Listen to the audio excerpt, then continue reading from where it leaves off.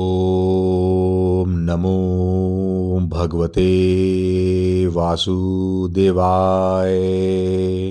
भागवत पुराण तृतीय स्कंद 27वां अध्याय। प्रकृति पुरुष के विवेक से मोक्ष प्राप्ति का वर्णन। श्री भगवान कहते हैं, माता जी, जिस तरह जल में प्रतिबिंबित सूर्य के साथ जल की शीतलता, चंचलता आदि गुणों का संबंध नहीं होता, उसी प्रकार प्रकृति के कार्य शरीर में स्थिर रहने पर भी आत्मा वास्तव में उसके सुख दुख आदि धर्मों से लिप्त नहीं होता, क्योंकि वह स्वभाव से निर्विकार, अकर्ता और निर्गुण है। किंतु जब वही प्राकृत गुणों से अपना संबंध स्थापित कर लेता है,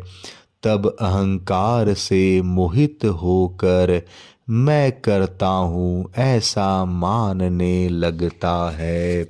उस अभिमान के कारण वह देह के संसर्ग से किए हुए पुण्य पाप रूप कर्मों के दोष से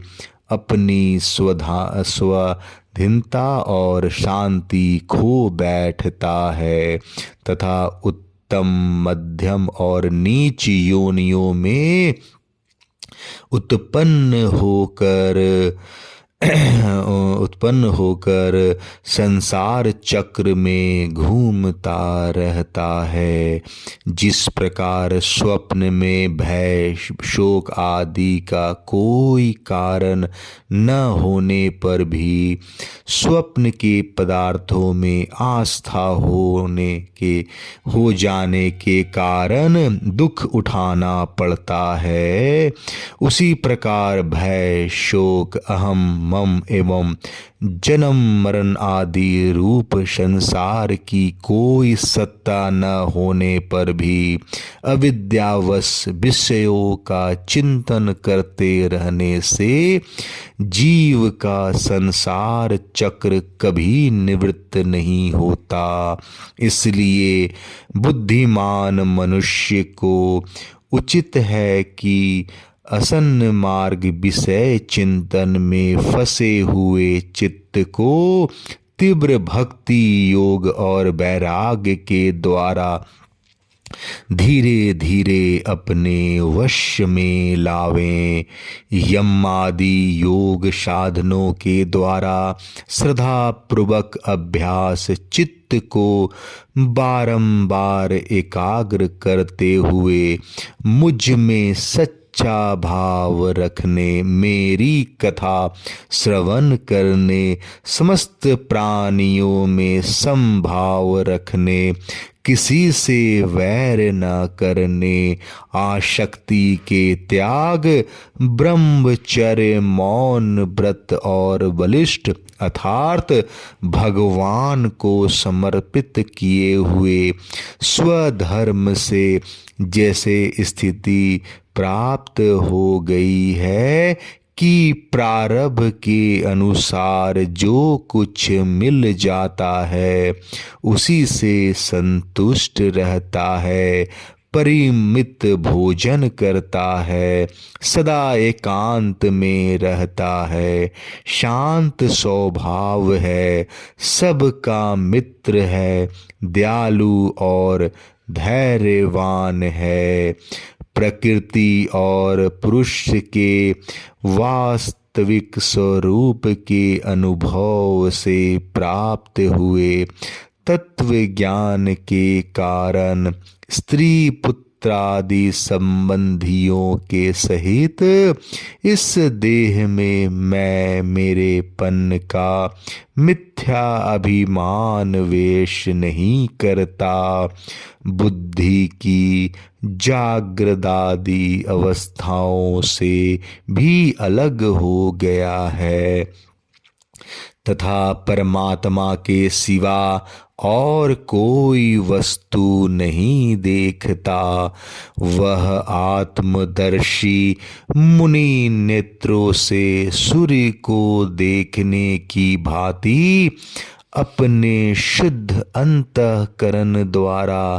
परमात्मा का साक्षात्कार कर उस अद्वितीय ब्रह्म पद को प्राप्त हो जाता है, जो देहादि संपूर्ण उपाधियों से पृथक अहंकार आदि मिथ्या वस्तुओं में सत्य रूप से भासने वाला जगत कारण भूता प्रकृति का अधिष्ठान महदादि कार्य वर्ग का प्रकाशक और कार्य कारण रूप संपूर्ण पदार्थों में व्याप्त है।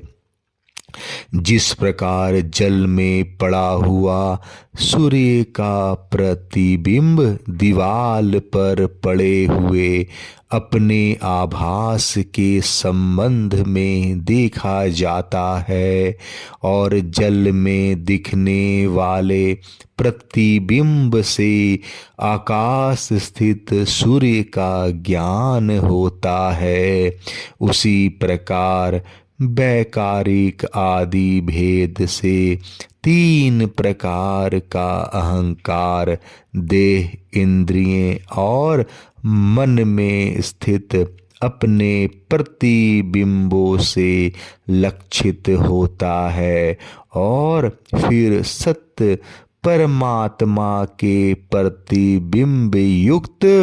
उस अहंकार के द्वारा सत्य ज्ञान स्वरूप परमात्मा का दर्शन होता है, जो सुषुप्ति के समय निद्रा से शब्दादि भूत सूक्ष्म इंद्रियें और मन बुद्धि आदि के अव्याकृत में लीन हो जाने पर स्वयं जागता रहता है और सर्वथा अहंकार शून्य है। जागृत अवस्था में यह आत्मा भूत सूक्ष्म आदि दृश्य वर्ग के दृष्टा रूप में स्पष्टतया अनुभव में आता है, किंतु सुषुप्ति के समय अपने उपाधिभूत अहंकार का नाश होने से वह ब्रह्मवश अपने को ही नष्ट हुआ मान लेता है। और जिस प्रकार धन का नाश हो जाने पर मनुष्य अपने को भी नष्ट हुआ मानकर अत्यंत व्याकुल हो जाता है, उसी प्रकार वह भी अत्यंत विवश होकर नष्टवत हो जाता है। माताजी, इन सब बातों का मनन करके विवेकी पुरुष अपने आत्मा का अनुभव कर लेता है, जो अहंकारों के सहित संपूर्ण तत्वों का अधिष्ठान और प्रकाशक है। देवहूति ने पूछा, प्रभो, पुरुष और प्रकृति दोनों ही नित्य और एक दूसरे के आश्रय से रहने वाले हैं, इसलिए प्रकृति तो पुरुष को कभी छोड़ ही नहीं सकती। ब्राह्मण, जिस प्रकार गंध और पृथ्वी तथा रस और जल की पृथक पृथक स्थिति नहीं हो सकती, उसी प्रकार पुरुष और प्रकृति भी एक दूसरे को छोड़कर नहीं रह सकते। अतः जिनके आश्रय से अकर्ता पुरुष को यह कर्म बंधन प्राप्त हुआ है, उन प्रकृति के गुणों के रहते हुए उसे कैवल्य पद कैसे प्राप्त होगा। यदि तत्वों का विचार करने से कभी यह संसार बंधन का तीव्र भय निवृत्त हो भी जाए, तो भी उसके निमित्त भूत प्राकृत गुणों का अभाव न होने से वह भय फिर उपस्थित हो सकता है। श्री भगवान ने कहा, माता जी, जिस प्रकार अग्नि का उत्पत्ति स्थान अग्नि अपने से ही उत्पन्न अग्नि से जलकर भस्म हो जाता है, उसी प्रकार निष्काम भाव से किए हुए सब धर्म पालन द्वारा अंतःकरण शुद्ध होने से बहुत समय तक भगवत कथा श्रवण द्वारा पुष्टि हुई मेरी तीव्र भक्ति से तत्व साक्षात्कार कराने वाले ज्ञान से प्रबल वैराग्य से व्रत नियमादि के सहित किए हुए ध्यान अभ्यास से और चित्त की प्रगाढ़ एकाग्रता से पुरुष की प्रकृति अविद्या दिन रात छिन्न होती हुई धीरे धीरे लीन हो जाती है। फिर नित्य प्रति दोष देखने से भोग कर त्यागी हुई वह प्रकृति अपने स्वरूप में